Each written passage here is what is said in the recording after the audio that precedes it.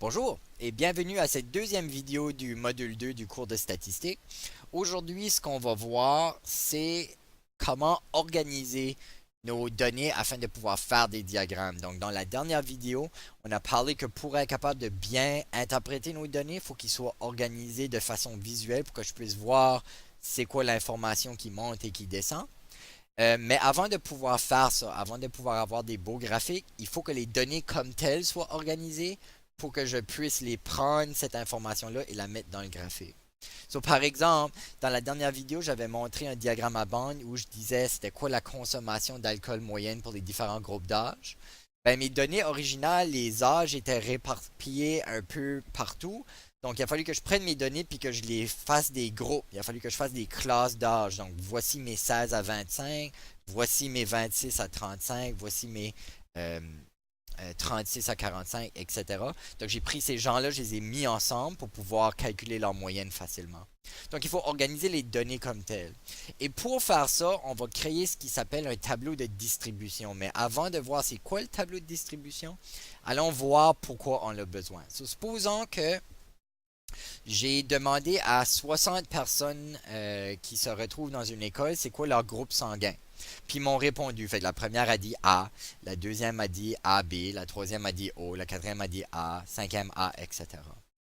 Donc, on peut voir que déjà, avant même d'organiser les données, on a un petit niveau d'organisation ici, c'est-à-dire qu'on a utilisé des couleurs pour le représenter. Déjà là, ça c'est un premier niveau qui fait ressortir les données. On voit qu'il y a beaucoup de orange, donc on sait que le type O est commun. On sait que le type AB, qui est violette, est très peu commun. Il y a seulement 3 données. Et le type A est aussi plus commun. Donc, déjà visuellement, on est capable de voir des choses. Sauf qu'il y aurait façon d'organiser ça encore plus efficacement pour que ça ressorte.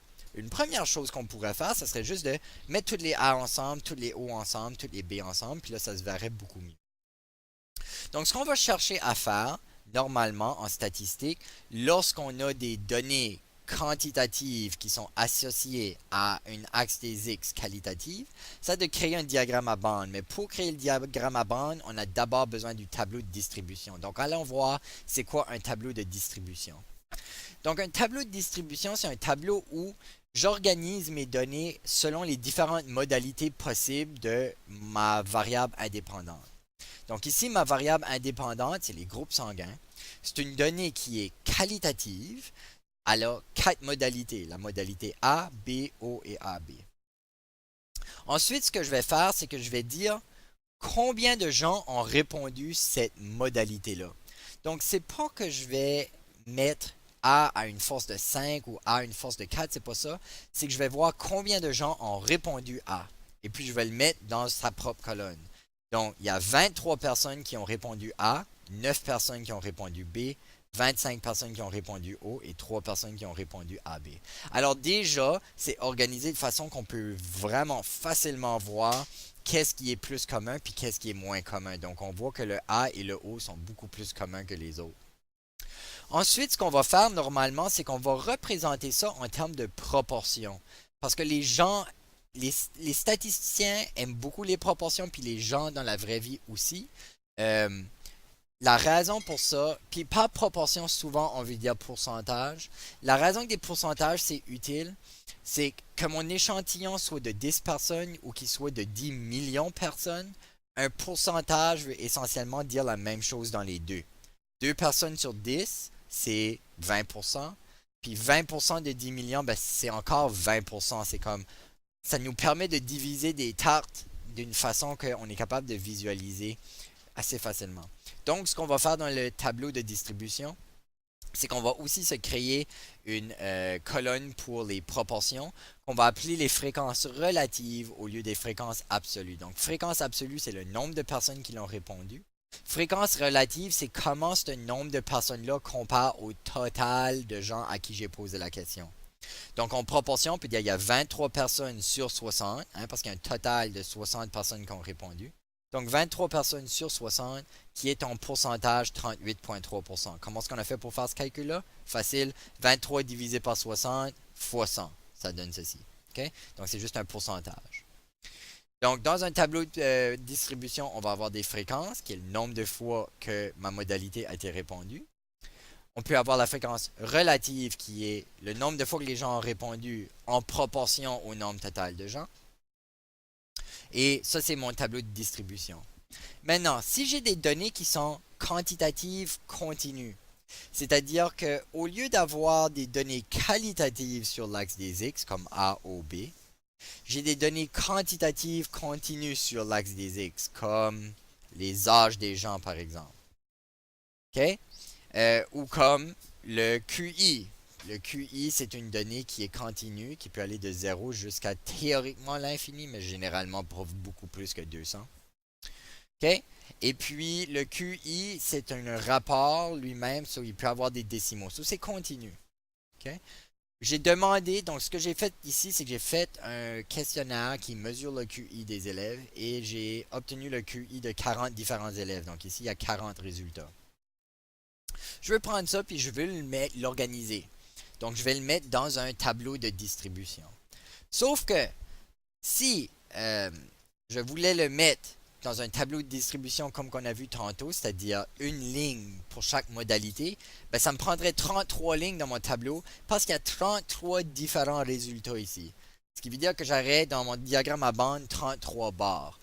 C'est pas ce que je veux faire, ça représente pas vraiment bien, euh, ou c'est comme trop de précision. C'est que je veux dire 33 barres c'est trop précis. Ça me tente pas vraiment de savoir combien de gens ont eu exactement 131. C'est probablement plus intéressant de voir combien de gens ont eu entre 120 puis 130. Donc, ce qu'on va faire, c'est qu'on va faire un tableau de distribution par classe. On va créer ce qu'on appelle des classes. Et des classes, c'est tout simplement un regroupement de modalités. Donc, par exemple, pour les QI, si on retourne en arrière et qu'on regarde les valeurs possibles, on voit que la plus petite valeur de QI qu'on a obtenue, c'est 91. Et que la plus grande valeur de QI qu'on a obtenue, c'est 146. Oui. Donc, si je prends mes données, je peux les regrouper en allant de 90 à 150. Toutes mes données vont être là-dedans. Mais au lieu d'avoir une ligne dans mon tableau pour chaque valeur obtenue, je vais faire des regroupements de valeurs de QI. Donc, je vais aller de 90 à 95, de 95 à 100, de 100 à 110, etc. jusqu'à temps que j'ai toutes mes valeurs possibles de couverture. Et puis là, je peux aller dire dans mes fréquences combien de gens ont eu de 90 jusqu'à 95. Si je vais voir dans mon tableau et je compte 90 à 95. OK, il y en a un ici et il y en a un là. Et puis c'est tout. Donc il y a deux gens qui rentrent dans cette classe ici. Ensuite, je regarde de 95 à 100 et je compte combien il y a de gens en tout pour chacun des regroupements. Et puis ensuite, je peux encore faire la même chose pour les fréquences relatives. Donc, je fais 2 divisé par 40, ça me donne 5%. OK, petite précision ici par rapport à la notation avec les crochets ici. Donc, ça a rapport avec si on inclut ou on exclut le nombre qui est juste à côté du crochet. Donc, quand le nombre est à l'intérieur du crochet, comme ici, ça veut dire que le nombre est inclus. Donc, s'il y a des gens qui ont exactement 90, ils vont rentrer dans cette classe ici. Mais si le crochet a le dos tourné, si tu veux, au nombre, donc ici, l'intérieur du crochet serait de ce bord ici. Donc, l'extérieur du crochet, c'est le 95.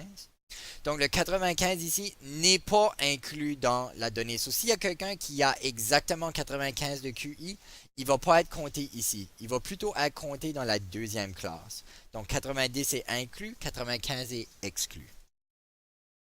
Okay? Donc, généralement, lorsqu'on crée nos regroupements, on essaie de faire sûr que chaque classe a la même étendue. Étendue, ça veut dire le nombre ou la distance de la première donnée à la dernière donnée ou de la première modalité à la dernière modalité dans la classe. Donc ici, je vais de 90 à 95, donc c'est une distance de 5. 95 à 100, c'est une distance de 5. Mais là, whoop, ici j'ai une distance de 10, distance de 10, distance de 10, distance de 10. Là, 5 et 5 de nouveau.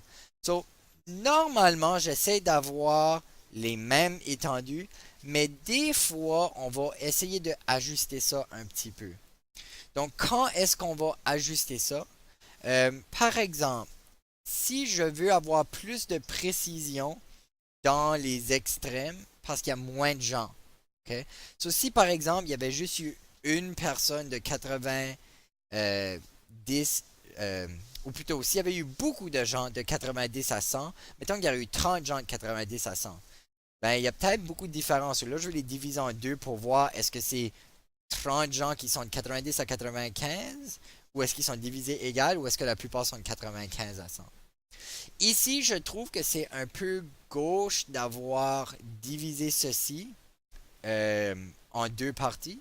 Parce que ça fait 5 personnes. Ici, il y avait 5, 8, 9, 8. Puis il y aurait eu 5 personnes à la fin aussi. So, c'était correct. On n'avait pas besoin d'avoir des fréquences qui étaient plus petites. Mais normalement, on essaie d'avoir des classes qui sont à peu près égales partout. Okay? Euh, donc, ça, c'est le tableau de distribution normal qu'on va généralement faire et par classe qu'on va faire pour des données quantitatives continues. On va s'arrêter là pour cette vidéo. Dans la prochaine vidéo, ce qu'on va faire, c'est qu'on va aller voir d'autres façons qu'on peut faire des tableaux de distribution qui sont un petit peu plus visuels. Donc, merci d'avoir écouté et on se voit dans la prochaine vidéo.